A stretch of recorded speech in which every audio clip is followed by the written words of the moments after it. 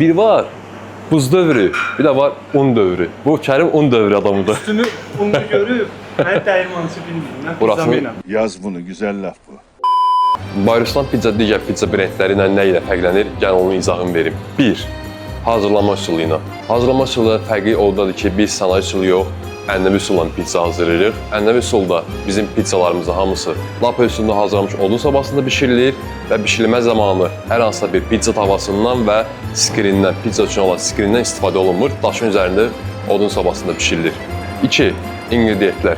Biz inqridiyentlər seçiminə çox diqqət edirik.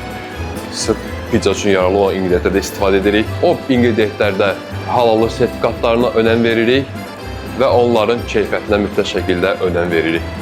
3. Reseptlər və növlər. Bizim reseptlərimiz özümüzə məxsus xəmir resepti, sos reseptimiz və digər bişirmə reseptlərimiz var. Və 4. Ən əsas faktdır. Bizim Kərim kimi super aşpazlarımız var. Kərim zarafat edirəm, çox da ciddi alma. Bir var buz dövrü, bir də var un dövrü. Bu Kərim un dövrü adamıdır.